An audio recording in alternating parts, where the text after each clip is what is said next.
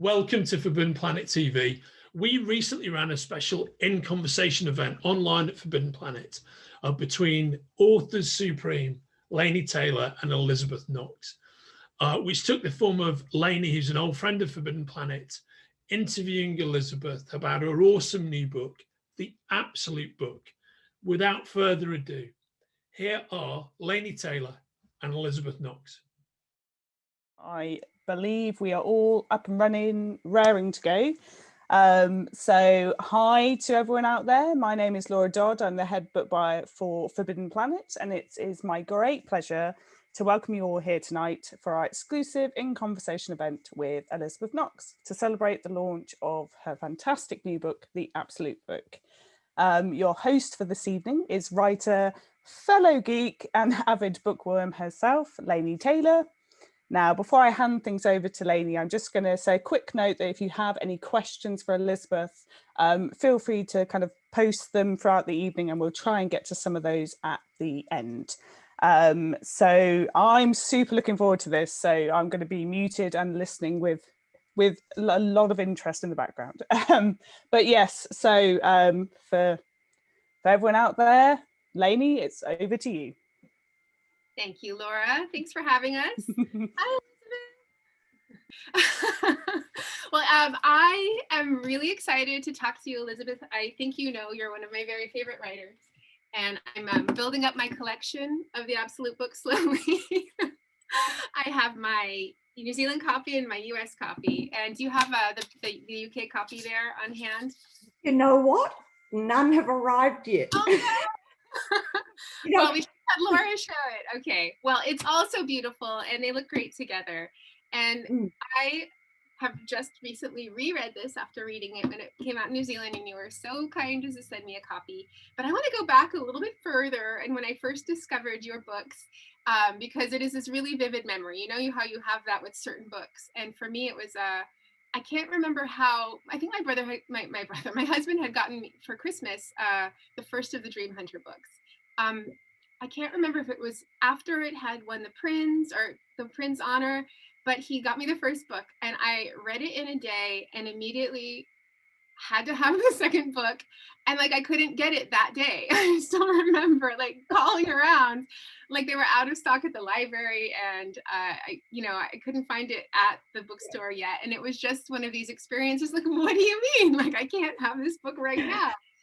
Because it is still, like, I recommend it all the time. It's still one of my very favorite series. And so then I went on to track down more of your books and just discover the incredible richness of worlds and stories that you have given us over the years. And, Wake is one of my all-time favorite horror novels.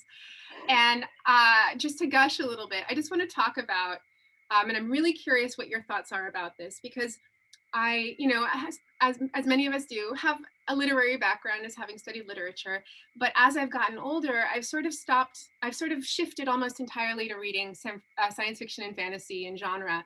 And I still love literature, but I find myself burned by it very often, and that what I want as a reader has changed. And I find it more readily in genre fiction, specifically in SFF, than in literature.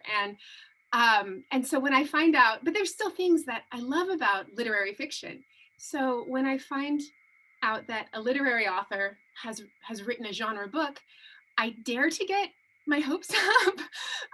And I feel like I almost always get burned by that, because what a literary author is going to do with fantasy tropes or trappings is not what we want. They are not going to do the thing. They're not going to give us the things that we want. And at least that's been my experience. And I feel like what genre does, and I came up with this term that I like because it sounds a little bit lewd, is that I believe we have, I like to call it our myth hole, that we have a myth hole to be filled with stories, and that there's something in us, and that has always been in us as humans, that craves these big epic things and these sincere, earnest, unapologetic honor, loyalty, true love, sacrifice, and that is what we get. That's what we look for in genre, and that's what we get. And when literary authors play with the tropes, they're not giving us those things. Yes, Yes, because they're playing, you know, it's that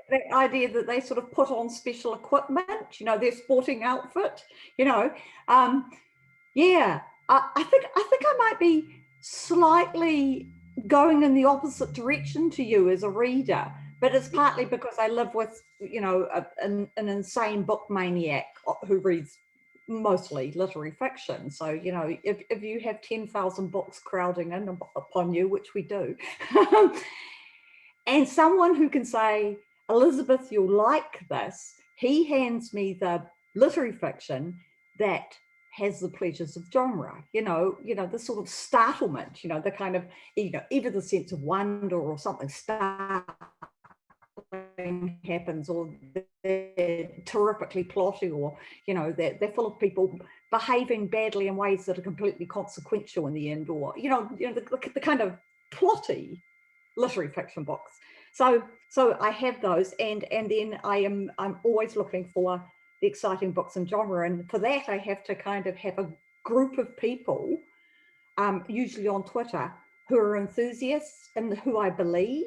You're one of them. You know, if you're enthusiastic about something, I go, ooh, all right, get the sample from Amazon, you know, these days, because the lines of supply to New Zealand are, you know, if they get any worse, it's going to be like the 19th century, and we'll be sitting there going, I only have one nail, where do I use it? No, not just a bit of exaggeration, but yeah. So yeah, I'm looking for.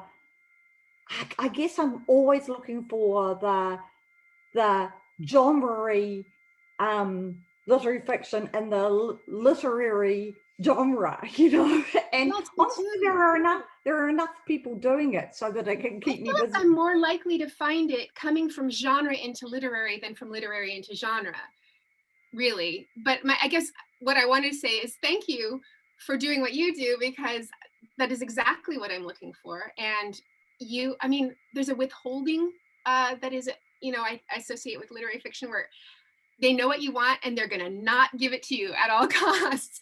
And with your books, without fail, not only are the questions answered, but they're answered in a way I could never have imagined, with so much. So I feel satisfied. And yet with all of the things, all of the, you know, thought that, you know, obviously your books, you keep thinking about them for a really long time, and there's so much to excavate. And yet there's not that feeling of withholding. And so that, I think, is why I love them so much, because you do both. They're literature, and they give me, they fill my myth hole. yeah, great. Yes, that's pretty much what I feel about your books too. I mean, I never know what's going to happen, and I go, how the hell is she going to get her characters out of this one? It's like listening to those radio serials, you know, kind of like, tune in tomorrow. Well, I certainly don't always know. Sometimes I'm like, oh no, how am I going to get them out? Yeah, well, that's right. You know, ending up with your character dead and as a ghost, and as an enslaved ghost at the end of book one of a 2-book series, you're going, oh yes, okay. And she's in love, and she's really in love, and she's young and in love, and oh, she's going to need a body, body. I didn't know that was going to happen. Let me just grab it. Those are. Yeah, there they go. Yeah, yes. The join between those two first page, and I thought I knew who it was, and I was wrong almost the whole way through the book, and I didn't figure out until I got there who actually died on the first page. Does that ever happen to you? I did. With Dream Hunter and Dreamquake, I didn't know where I was going with it. I just thought, I am going to try to write a young adult book, because I was a reader of young adult books, like, you know, a very keen reader of young adult fantasy. And so I wrote the first one, and then, you know, it sold. And then I was like, oh, and my agent kept referring to it as a trilogy the whole time. And eventually, well, quite quickly, I realized it will be 2 books. And so I just always say, she'd say your trilogy, and I'd say my trilogy of 2 books. But yeah, I didn't know. What I didn't know was why the place was there or what it was. And then, because I've got this kind of this sort of idea, I call it like magic hygiene or something, whereas I like my magic, if there's two things that seem to be very different that are magical in the book, I like them to actually be related. And honestly, you can just trace this through all my books, my urge to make the two things related, and it comes up in the Absolute book. So the place is the golem, you know, kind of thing. Yeah, well, so. I mean, that's, again, that gets to, again, what I love about your book so much is that so many books, you wouldn't get an explanation for why the place exists.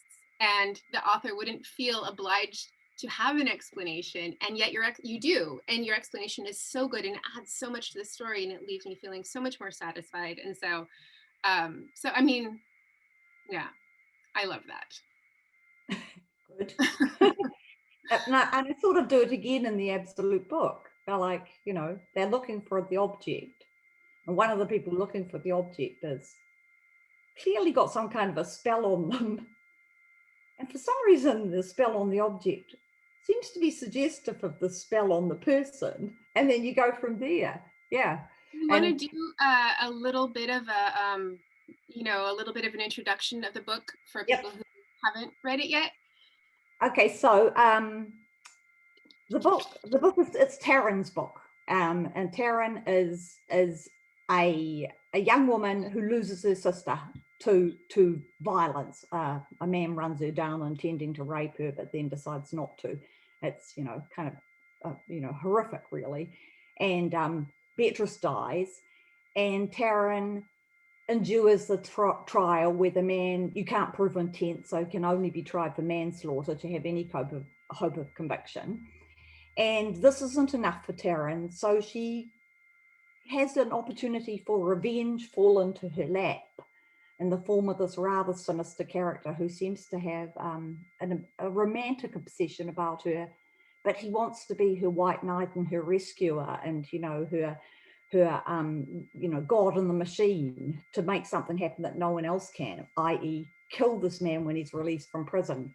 She lets him do it, and that breaks all the locks on the doors of her soul, as the book says. So when you catch up with her 8 years later, she hasn't felt entitled to live her private life, really, her you know, emotional life, because she has this wound she's caused herself by basically involving someone else in a revenge and messing their life up. Even though she doesn't know she's messed their life up, she has enough imagination to understand that she probably has.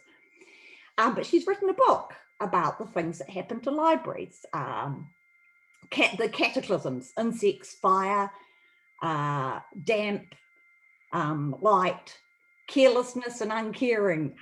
Is the cat. So she's written this book, and then it seems to attract not all the good attention. It starts her career, so she's having a very nice career of someone who's written a non-fiction bestseller.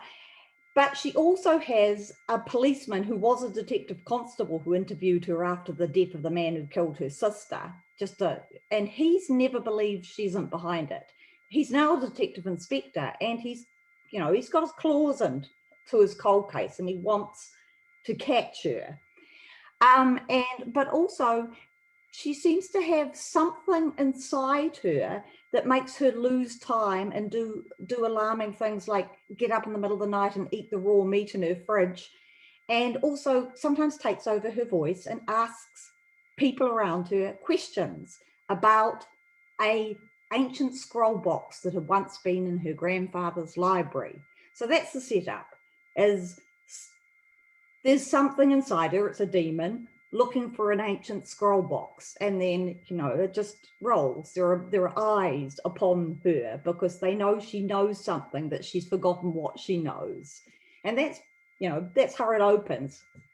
But I just want to say the scene in the hospital when something is speaking to her father through her is so sinister, and it creeps over you so slowly, the way you've written it, where she doesn't understand that she's hearing herself, that these questions are coming out of her. And then when it hits you, it's just such an incredible chill. It's so good. Yeah.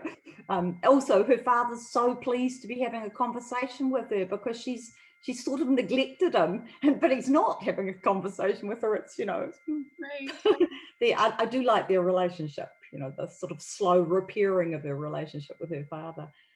So you've done, so this book starts out in a way that's very grounded in our world, in a very human story, and it expands and expands and expands. And that's one of my favorite things that happens, it just, that sort of ever expanding story. And you have touched on so much mythology and so many stories. Did you know what you were, I'm always fascinated to know how much an author knew before they started writing and how much evolved as they wrote. But this, that this really, it feels like you've brought the things you love, kind of like bringing your toys to a party and just reveled in it. And they go together so well, and you've made them your own. And I'm just curious, what was your intent when you started writing this, and how much did you know? I always intended to write a big book that had a kind of a pagan worldview where gods were a class of being and they had equivalents in the world, but they would rise and fall according to the, to the dedication or to the consistent view of their worshippers. So I was interested in that, and I was also interested in the tithe of fairyland, because I've always been interested in the tithe of fairyland, which, as it turns out, is kind of a branch story that appears first in like medieval things, more or less, well, not medieval, more like around the Renaissance, with Thomas the Rhymer and Tamlin stories.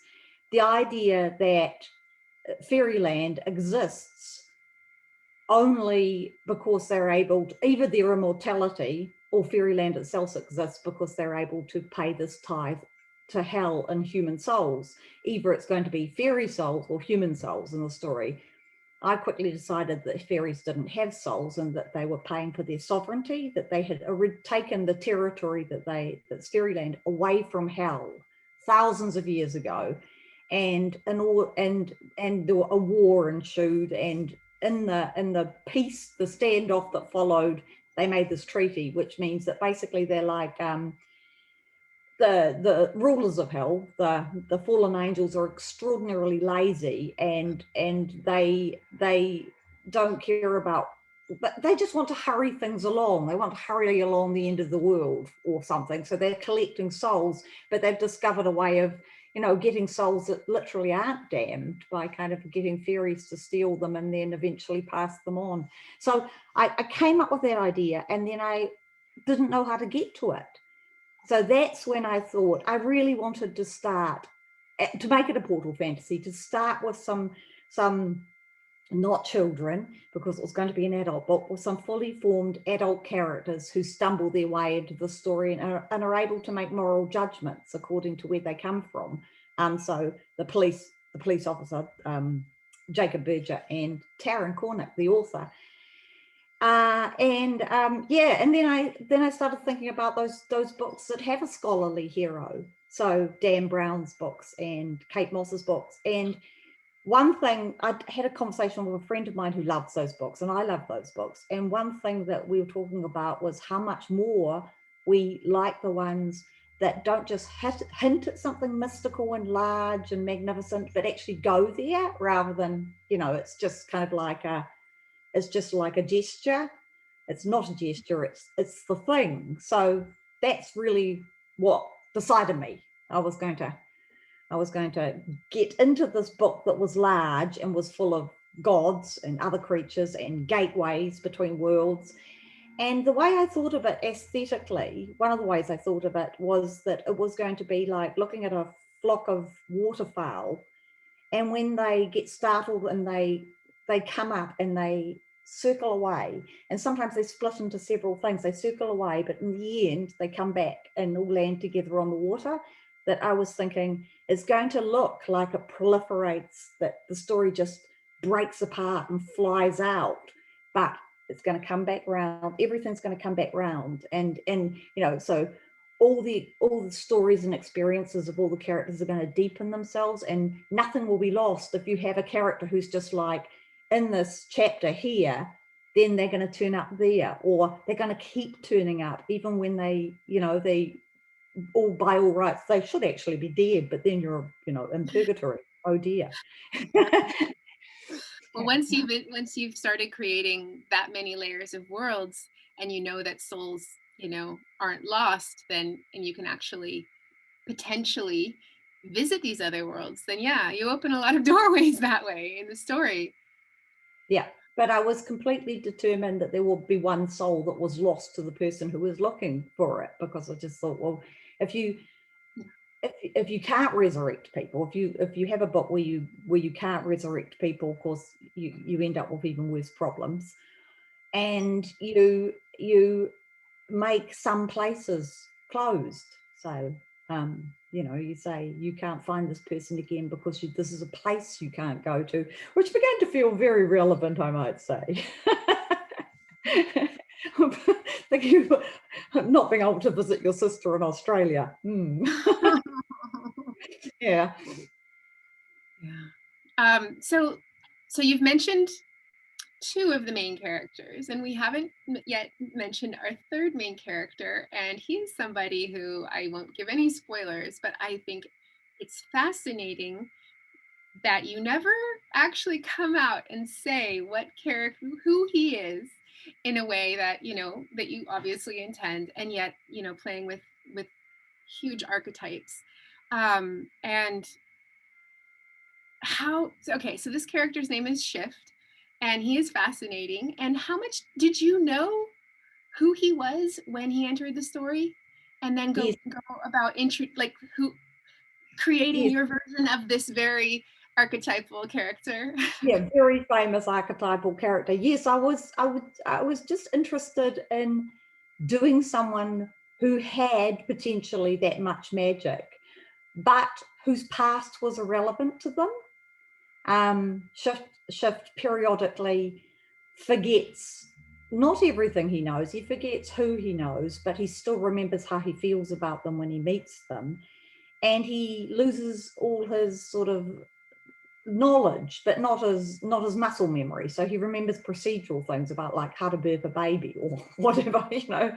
So he's in an interesting position in that every couple of hundred years he say really quickly that Shift is a young man that Taryn meets in the real Fairyland. Yeah. Well, she meets. Well, I guess she encounters him really in our world, though he is not of our world. And yeah. A barefoot hippie. Yes. Yeah. Yes. She briefly encounters him and then meets him 8 years later, and of course he's completely unchanged. But yeah, of course, yes. And at that point, she has been dragged into Fairyland. And he has where he lives, and has a both a familial and a kind of a long history with the fairy people. Yes, so well, I wanted his past to be hidden because he's been hidden, and to demonstrate it, not just to sort of declare that you have a character with a spell on them that hides them, but actually make the book hide a whole lot of important things about them that can be guessed by the reader. Any reader who's really good at their mythology and knows things will guess it quite early.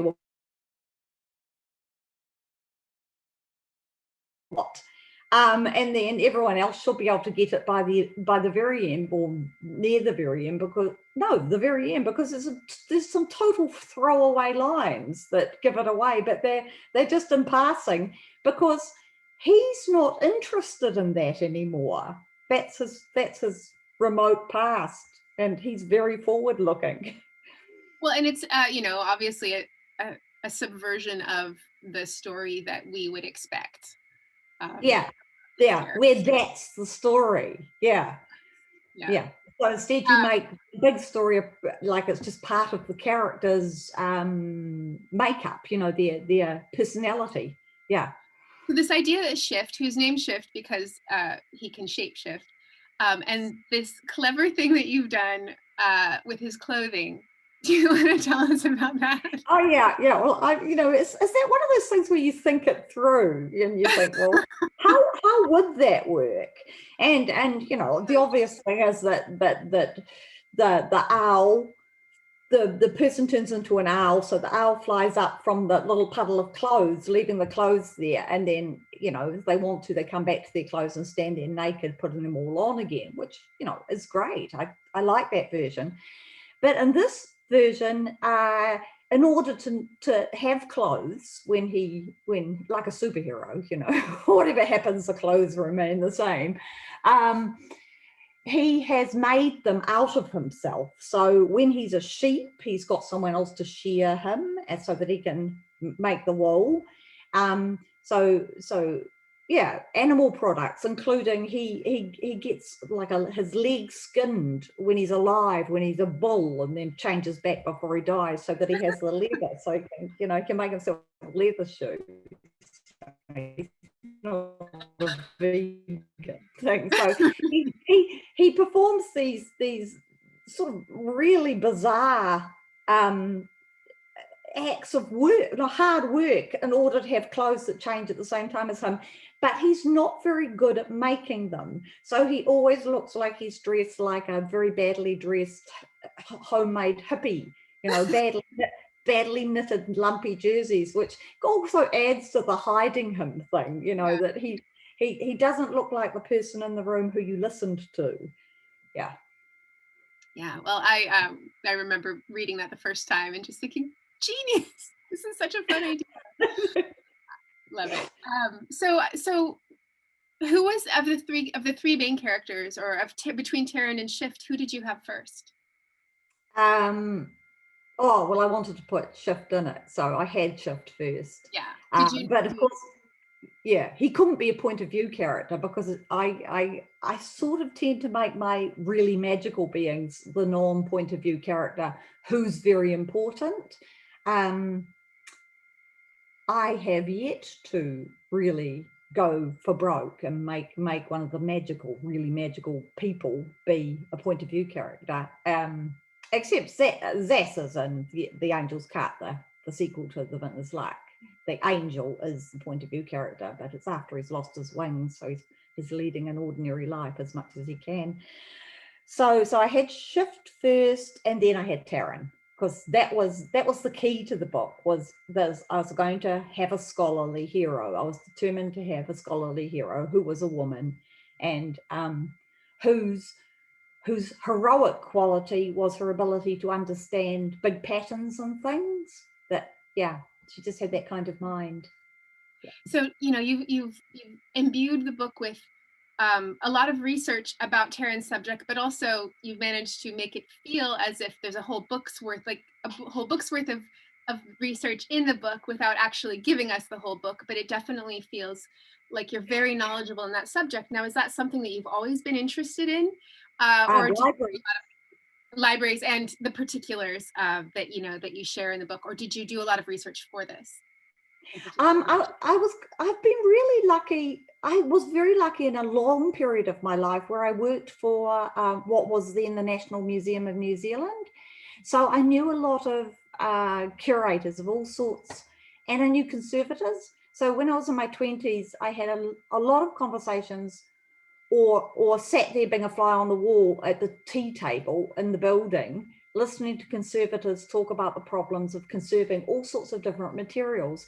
And from that, I knew about the problems that library had, the problems that paper collections have, and I've always been interested. So a lot of that is just accumulated lifetime knowledge that starts from thinking about the problem.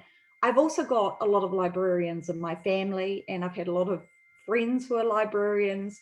So the philosophy of libraries and librarians has always been there, kind of like simmering in the background of my life. And I'm a great library advocate. And we don't have a central library in my city at the moment because it was condemned in an earthquake that we had. So currently, they're only just starting to kind of fix it again. So we've got little tiny nodes of libraries scattered everywhere, and it's the strangest feeling. Like you just don't have it feels like the city doesn't quite have a heart. Well, we have an amazing library system here in Portland, Multnomah County Library, but I suppose it's probably, been reopened for a while now, but it closed down, with the pandemic, that you could just get audiobooks for a while and then you could do a scheduled pickup, but it's just not the same.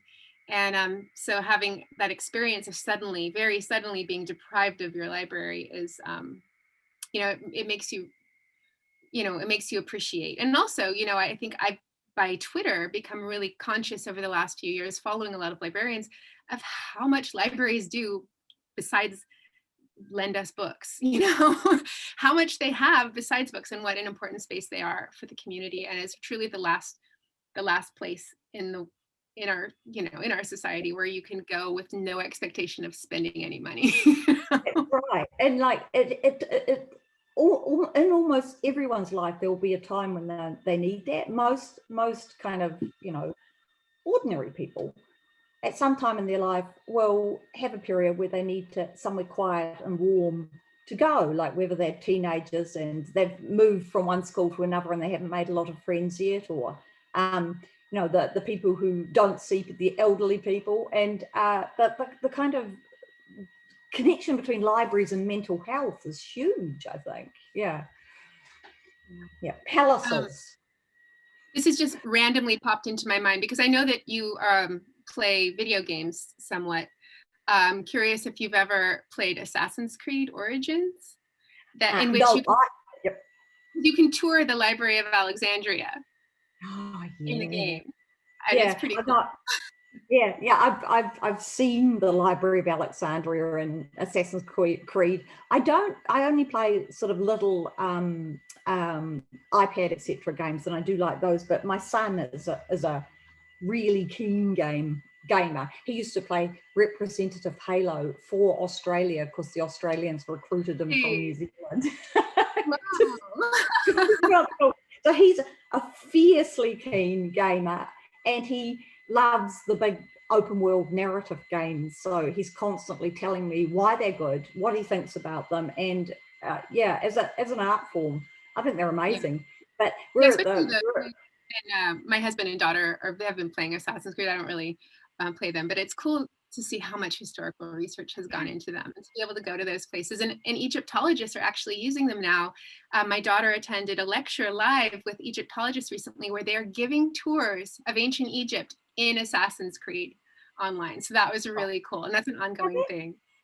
So that's perfect. So the things that they just pass by in Assassin's Creed, they show the context for, say, well, that's this thing. Or well, you can take, I mean, and the game actually has a tour setting where you're just taking the tour, where you're not actually playing, and it has tons of historical information. But anyway, not to get too off track, but I thought I should also show you this right now. Oh yeah. Oh, I'm large. I miss having one of those. Sorry to sidetrack into video games there, but I wanted to get back to Taryn, and I've read that Taryn's story was that maybe the writing process was therapeutic for you in writing through Taryn's grief and anger. Yes, well, because there were a number of cases in New Zealand where somebody ran down, a man ran down a woman having intent towards her. So I was aware of that in the background, and I did actually know slightly one of the women that happened to. But what I was thinking about was my own reactions around the death of my brother-in-law. 10 years ago, my brother-in-law was on a Golden Oldies rugby tour of Rarotonga. His friends got into an argument in a bar, and he was asleep with his head on the table at the time. But when they left the bar, the guy who'd been thrown out used his truck to just run down one of them. And the one he ran down and killed was my brother-in-law. And so it was just this careless act. And then the subsequent trial where the man was tried for manslaughter because they couldn't prove intent. They couldn't say he meant to kill that particular person. So it's legally difficult to try someone for murder. And I can remember just how angry I felt because, you know, he'd left behind a wife and 4 children, and it was just a terrible, terrible thing. And elderly father, stepmother, brother, sister, friends. But then when we were there at the trial, at some point we saw the signpost pointing inland to where the prison was. It's a very small island, Rarotonga. You can drive around it in about 50 minutes. So we went and had a look at the prison, which was quite a relatively large, low-lying building that had its windows propped open with darkness inside it, you know. And then you could see these propped open windows and this interior darkness. And I suddenly realized that, you know, if we got the conviction, that's where he was going, and he'd be there for however long. And what a terrible thing that was to do to someone, you know, to deprive them of liberty, to say you have to be there and that's it for years. And I just remember not being angry anymore, and just this great sense of tragedy that you know came over me. So but I had that moment. Taryn doesn't. She never has a moment where she thinks that the punishment he's got through the prisons is enough for her grief. So, you know, she follows a different path. So I was kind of using my feelings and then going a different way with them, like thinking about how angry I've been. And yeah. Yeah, that's I mean, it is an extraordinary journey that she goes on, and the realization that she has when she discovers that she, you know, what she has done to her soul, and the mule skinners as well. And the mule skinner is the man who helps her achieve her revenge, and his life is wrecked, you know, but he was clearly not an entirely stable character in that prison. Yes. It was cool having a scene set, just thinking about, you know, about her soul and whatnot, but a scene set at the library in Aix-en-Provence, because we went to visit those big books on a trip a few years ago, and it was pretty cool. We didn't go in and tour the collection, but we did go visit the giant books, the, you know, huge books that are outside the library, that a very important scene in the book takes place at. Oh, look, hello. I have woken up. My armrest. Yeah. Well, was there a world that was your favorite world to immerse yourself in and write? Oh, well, obviously, it was definitely the Sid, where the she fairy people live. I looked up how to pronounce that before. I'm like, really? She? Yeah, so it's the Irish she, but I use the Welsh pronunciation of the place they live, the side or the Sid. You know, okay, and I noticed in the audiobook, I think that maybe she did both. I can't recall. Maybe, and I was trying to pay attention.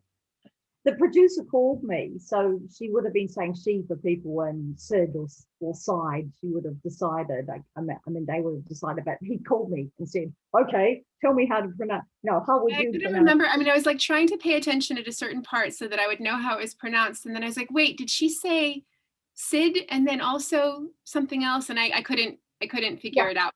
But then you have characters that have a Welsh accent in the book. I didn't know if they were pronouncing things differently. Anyway, the audiobook was great. It was wonderful. Yeah, better sample. I get terrified. I go like, I can't listen to it. Was there any particular inspiration for that landscape? Well, look, honestly, it's terrible. It's like, you know, New Zealand is Middle Earth, so New Zealand is fairyland. So a lot of it is, you know, starting from the landscape around the Linda's Pass, so the highland where Shift lives. He lives like up with tussocks and so forth. Your tussocks is pastures then.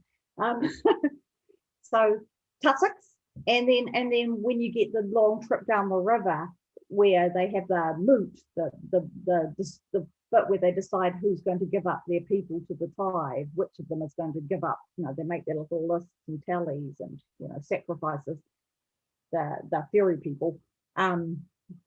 That's pretty much the Coromandel. Yeah. The what? The Coromandel, which is a kind of a peninsula up north with hibiscuses and so on. So it's the varied landscape. But we, however, unlike them, do not have long roads that are basically food forests. Like I love they that. they leave their wildernesses alone, but because they're nomadic and because they sort of just cultivate things as they go, they travel all the time, and they travel seasonally, and their roads are all lined with different kinds of food. So yeah, I mean, That's wonderful. we And could do that. We have food forests. Yeah. Yeah, I only Sure. learned the term a few years ago. Some friends of ours in Portland have been turning their property into a food forest, and I thought, oh, what a wonderful term. And it's not the same as a garden or a farm, you know. And Okay. you can look it up, and there's a lot of there's a lot to do. But no, it's wonderful. And I don't want to say too much about the ending, except to say that the things that are going on at the end of the book, I found on rereading and reading it originally incredibly therapeutic, but also, such a wishful, dreamy thing that, I think that that's the kind of thing that makes me a fantasy writer, because you can do that in a book. You can create that reality in a book, and just then shut your computer and try to stave off the despair of not being able to do it in reality. Yes, well, that's right. What I was trying to do was make people have the wish, and so that then they could have that wish and then think, how can we achieve this? And that is what fantasy literature does. I think it teaches us to dream, and it shapes us to be able to do that, and it gives us those particular visions that we can dream about, and it's a really good one. Yeah, I probably can't get this right, but Ursula Le Guin saying that what the fantasist does is show you that life somewhere else, anywhere else, can be very different than what it is. Yeah. I wrote down a quote recently by the architect. Well, actually, I think he lived in New Zealand for most of his life. Hundertwasser. Yeah. He had a New Zealand connection, right? Yes, But I have a quote from him that may or may not be the inscription at the beginning of my current book, and it was, I want to show you how basically simple it is to have paradise on earth. Oh yes, that's right. Yeah. He's a great guy. That could encapsulate also the end of your book. Can I ask you a question? So this is your latest book is an adult fantasy novel. Yes. So how did that, I want to ask you, how does that feel, that movement from writing young adult to writing an adult fantasy novel? Did it feel like you were making a move? Was it different, or? Yeah, I mean, I think because my my YA books are, only sort of YA, I guess, I mean, I am conscious of writing YA, and I do have an age in mind for certain kinds of content, or the way I would handle discussions of or scenes of particularly sexuality, being mindful that that I have younger readers. But otherwise, I think that they cross over, and in England, in the UK, they're published as adult, and so I think there wasn't that big of a. There wasn't. It still feels like one of my books, but it definitely is sexy. So oh, good. Yes, because you do that so well. So I'm very keen about that. It's fun. Yeah. But yeah, I mean, I think that maybe I've stressed out about it more. Yeah. Because it's with a new editor and a new publisher, and there's a lot of second guessing and new sectors of the audience. So I do wonder, I find myself worrying, about things in a different way. I mean, I always worry, but maybe it's just worrying a little bit more. But it doesn't feel hugely different to me in that way. I think that having written this kind of book that I write for this long now, it would be just my pacing and all of those things are sort of set by now. It's going to feel very much the same. I think training in YA is great training, because yes. And in middle grade and young person's fiction, because you can't be self-indulgent. You have to. Your reader is going to put the book down and walk away at any moment if you lose them. And so that was for me, early in my writing. before I came to middle grade in YA, I was very descriptive. And I think I loved, writing lavish descriptions. And I think that was one of the things that I realized, even as a reader now, like I'll skim it unless, especially if the story is, if I want to know what happens next. But so now I learned to be more sparing with that, to keep the pacing up. And so I think it's a really good training. And, I think genre fiction in general is pacey. For whatever age it's for. Yeah, so. yeah, it does. Yeah, it does have. I think I learned a lot writing young adult books, but I always felt like I was kind of just I was writing my books, but there were some things I would allow myself in the adult books, but it wasn't necessarily things about sexuality and so forth. Mostly I was just felt very strongly that I couldn't deprive the younger readers of hope. People really admire that book, but the sort of crushing sadness at the end of a book like that, I thought, well, no, I just didn't feel comfortable doing that. But having said that, I don't really tend to do crushing sadness anyway, so maybe it's more temperamental, and that was just what I was telling myself. Yeah, no, I mean, and I think that your YA books read very much like your adult books. I mean, they're not going to have the same, maybe big pieces of, I don't want to say diversions, because they're not diversions, but the absolute book goes places that maybe one of your YA books wouldn't. But, it was an epic. But reading your YA books, the language, the level of the language is the same and is there, and the precision of the language and the themes are still there. But I mean, there are subtle distinctions for me, I guess, and it's not just sexuality, but it's interesting. What makes a book YA, I guess. I actually want to mention this book that I just have almost finished. I don't know if you've heard of it yet. Yep. No, I have, because like I say, I pay attention to what you're reading, so I've already got my sample of that on my Kindle. So Well, I wanted to mention anyway because I'm loving it, but because it's another one that it's originally Norwegian, and they don't have apparently a strong fantasy market in the adult publishing in Norway. So that's part of the reason it was targeted. I mean, because it's one that, like my books, the characters are 15 and 18 or whatever, but it very much feels like adult fantasy, but it dovetails nicely into YA as well. But it had these and I think that's often the case, these very where do we shelf it reasons for what, it ends up being labeled as. But yeah, I'm loving this book, and I think that you will really like it too. And it isn't straight Norse mythology or anything. It's got that, it's fully, imagined fantasy, but it has that Norse flavor. It's just it hasn't got that.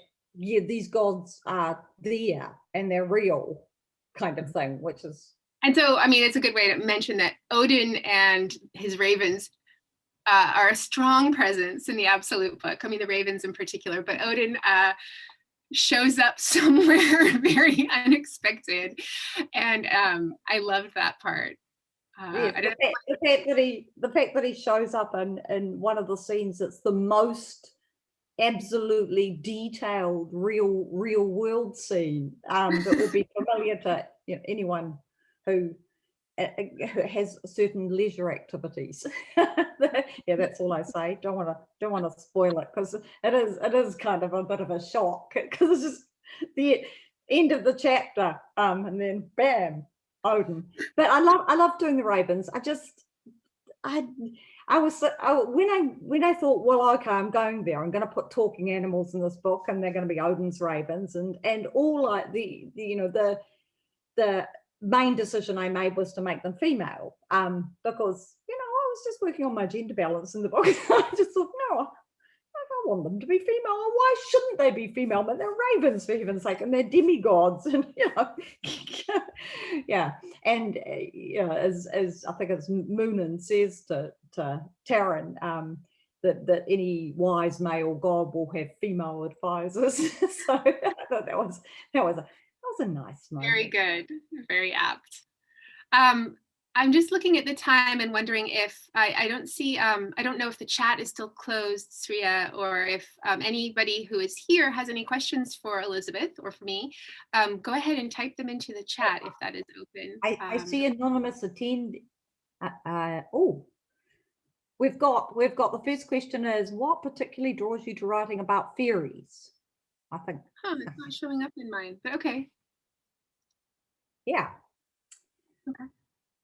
Well, yeah, I've probably covered that. Yeah, it was the type of fairyland, but I also really do I like characters who make other characters uncomfortable, and the fairies are so graceful and perfect and mannerly and superior that they're just fun to do, because honestly, characters like that are poised and you know, superior. I mean, there's a lot of comedy to be had, not in deflating them, but in the discomfort and embarrassment of the other characters who keep feeling, you know, awkward and judged and so forth. So I guess it was part of it was that, as well as all the, you know, tithe of fairyland possibilities. Another question, I'd love to hear who your favorite fantasy authors are, YA or adult. This is a hard one. Well, Laini. Definitely. Definitely. Oh. Have you, Elizabeth, I imagine that you have, but have you read Frances Harding? Oh yeah, God, I love her. Yes. Yeah, I knew you would. Yeah. I've got a sort of a top thing of just my top living people at the moment are probably Laini and Frances Harding. And Victor LaValle, the horror writer, the American horror writer, who's The Changeling. His books are just strange. I've only read that one, but it was so good. Yeah, he does. So that's one where it was a literary novel where you don't know if it's gonna burn you or not, and I won't say anymore. Like, is it real or is it imaginary? And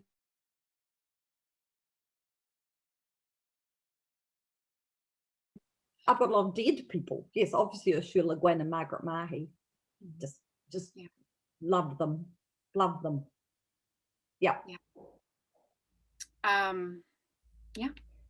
So many good authors out there. Yeah. Right. Are you not going to answer that question on the grounds that it may be? Yeah. Okay. Do we have any more questions? Well, what are you working on now? I am finishing a YA novel, which is set in Southland. You know, the same world of Dream Hunter and Dreamquake and Mortal Fire. It's set, I suppose, a little bit in the future from now. So it's a different world, but so like this one that is almost indistinguishable anyway. So I would say it was set in the mid 2020s. And yeah, and it's a school story too. It's got kids at school, because I thought, I mean, I really like the school stories when they're done well, like all kinds of school stories. Never get tired of. Yeah. So I'm excited. Yeah, I'm very close to finishing that. So yeah, I'm excited. I love Mortal Fire as well as the Dream Hunter books. So yay! Can't wait to read that. Yeah, I'm going somewhere with all this. I'm going to. Oh yeah, do you have a big plan? I mean, or do you have a? I have a big plan. I want the magic of the 5 families in it, the different kinds of magics they have, to explore them in several books. So I'm going to write. I've got this one, and then I've got another one, and then to do a version of kind of like a superhero story, where it's the magic of the families being like the power that the superhero has, where they have to solve a world-threatening problem, because those books don't do world-threatening problems. So I thought, okay, I can quietly move with this, because the story's just continuous. They kind of stand alone, but then on the other hand, you can go somewhere with everything that you've built up. So that's the plan. Oh, well, that's so cool. I'm glad to know it. Yay. Let's see, we have a question. Oh, How do you fantasy can be a force to change people's minds on things like climate change or rethink about these things? Well, I mean, I absolutely believe that fantasy can sneak ideas past people's defenses. I think that's what's so brilliant about it, is that, you start talking about climate change in a political discussion and walls go up. But you're reading it in a book and it sneaks in. It's sort of like, it deploys these spies over the wall and they get into your mind. The problem is not enough people read fantasy, or the people that we really need to send these messages to don't read at all, let alone fantasy. So that's the challenge. What do you think, Elizabeth? Yeah, I think the way that first of all, the way that it shifts our views away from the sort of the anthrocentric, the just people at the center of everything, human beings at the center of everything. Again, Ashula Le Guin wrote about that when she was talking about seeing the logging trucks go past her house, and that how she saw the logs not as just logs, not as just wood, but as bodies. And she referred to trees as the quiet people who eat sunlight. And I think it's that idea that the whole of the world might be inhabited by spirit and intelligence and the ability to experience, that every creature is experiencing its own life. And we give children stories where from the point of view of animals, and then we think we don't want to read them later, but animals are moral beings too, and everybody walks around with one of these at the moment, and they take film, and YouTube is full of animals helping other animals, different species, and you just look at it and you think, yep, moral beings. So I guess fantasy can do that, but it can also say that the whole what if, and I guess my what if in the Absolute book is, what if someone felt they could do all the make the hard decisions and take responsibility? And when I wrote it, it was very much a proposition, but then I looked at what my government, the New Zealand government, did during COVID to protect us all, despite the squawkers on the sidelines. And there were some squawkers going, no, our freedoms, our rights, like we they didn't know have it everywhere else. And honestly, we've been living this incredible, free, safe life while the rest of the world has been savaged. it's yeah. And you say, well, okay, so we don't have gods maybe, but we do have governments that could behave in a more godlike fashion. And to everybody, that seems like terrifying, because they think, well, they just do bad things. But yeah, no, if they have the right intentions or the right philosophy, sorry, just do good things. In our lives, we feel very small and powerless and helpless, and that is what we learn to experience through our characters in fantasy books, is how to be that person that says, that's Frodo, that says, I'll take the ring to Mordor. Nobody wants to be that person, but by reading fantasy, you're inhabiting that person over and over, the person who says, fine, I'll do it. And it does, at least if it's not going to actually get you to actually do it, maybe it does make you feel that you could and should, and so that you feel shame if you don't, because somebody has to. So I mean, I do think that is something that fantasy shows us, that is what the best people do. They take the responsibility. There's the people that we identify with and that we want to be. So I think that's hugely important. And actually that idea of the anthropocentric world is a huge theme of my current book. And it's been really interesting and I've been working on it for a couple of years now, but how writing something, and there's other ways in which I've monkeyed with the world, I guess, tried to shift it from what our world is, and just how steeped we are in the things that we, things that we take for granted in the world around us, and how hard it is to sort of extricate yourself and realize, how in it we are, and how to see differently. And it's been a process of like sort of slowly backing up from all this, the familiar, to see something different, to be able to visualize something different. And it certainly wasn't a switch that I flipped. I